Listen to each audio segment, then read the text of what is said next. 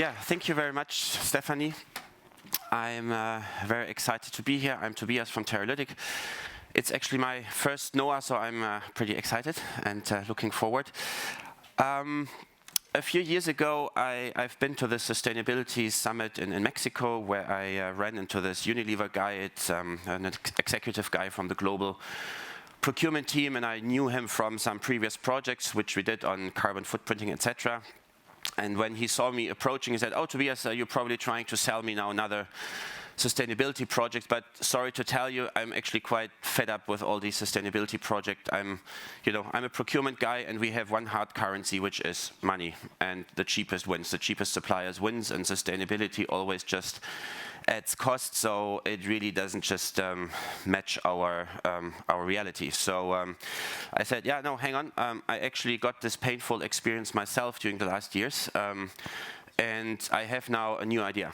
And this new idea I want to share with you. Before I do so, I want to take you through a little detour. First of all, going back to that Unilever guy. After he listened to that idea, he said, "Okay, well, what you are hooked on there, what you are aiming for is bloody complex.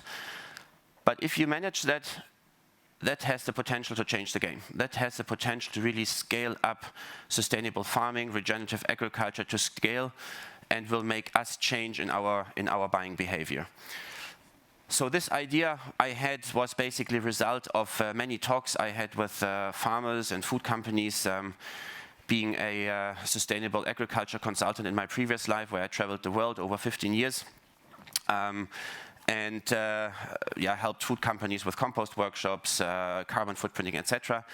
And the funny thing was that independent of to whom I spoke, whether it was Chiquita or Dole on their banana plantations, Mars on their cocoa plantations in Ecuador, or the Lipton growers in Kenya, they all said that they are desperately concerned about soil and humus. And for the ones who don't have an agronomic background, I'm not talking about hummus, the chickpea dip in the Lebanese restaurant, but humus, which is the organic matter in the soil. And they said, actually, listen, due to the low prices we get for our raw materials in the market, we are pushed to over-fertilize our soils, to push up productivity, to offer the product cheap. But actually, this over-fertilization leads to a destruction of our soils. And that's a problem for us. So why is that a problem? And I won't give you a soil science lecture right now. We don't have the time for that. But rather share with you two short videos which we almost by accident produced during a trip to Kenya. So I was hired by Tesco and Fairtrade UK to train some of small-scale tea growers in Kenya on sustainability issues, soil, etc. So I prepared a presentation, went there. There was no power, so no point for a PowerPoint, and I had to improvise a bit.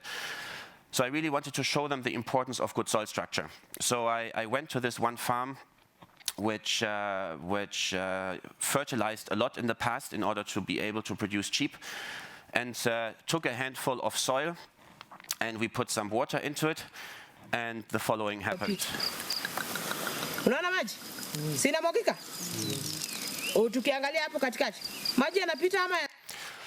It's Swahili, so never mind.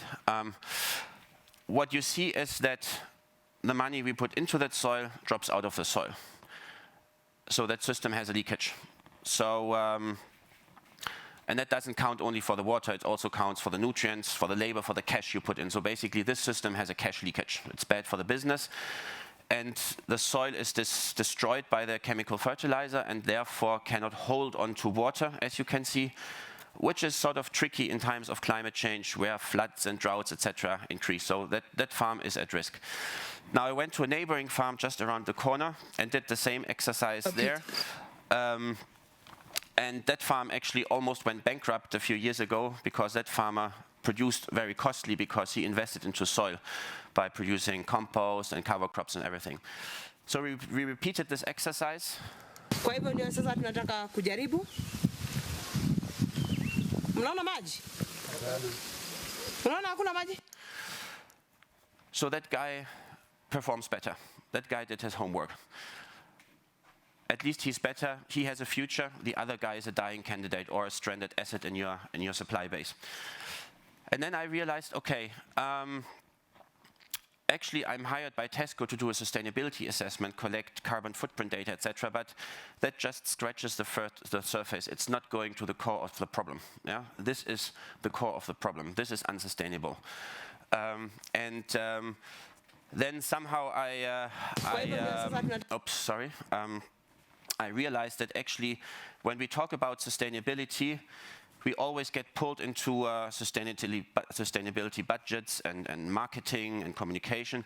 But actually, if we spell that word differently, it becomes ability to sustain, which for me was sort of an eye-opener. So it's actually nothing for marketing. Also, it's just simple and non-romantic. It's a business strategy to stay in business under changing circumstances, which is climate change, water stress, etc. So this was for me key to realize, okay, actually we need to redefine sustainability and see it's actually, if you don't do it, it's a risk to your core business.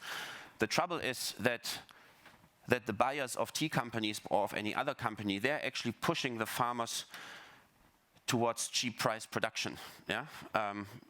And that actually moves them or pushes them to the scenario we have seen in the first video, which is first of all a problem for the farmer, but as they do this at scale, you get volatility of supply of a whole sector and actually the supply interruptions, which becomes all of a sudden a risk for the buying organization. And this is what we want to visualize. And when I've seen this, I really became obsessed by the idea to build this digital platform where we simply, it's not so simple, but simply combine farm level data, where we consider how the soil is managed, soil parameters, climate stuff, etc., and translate this into financial KPIs relevant for the buying organization. So with this idea, I went again to this Unilever guy. This is the story I told him, the idea, and so he said, well, if you really show us that sourcing from sustainable regenerative suppliers basically improve our credit rating or future cash flow, then we are in 100%. And by the way, don't talk to the sustainability guy, talk to the CFO. He will understand because it's his business, it's his future cash flow, it's his business continuity. And by the way, he already gets those kind of questions from the KPMGs, etc. of this world, investors, rating agencies, questions about natural capital risk, about climate-related procurement risks, etc.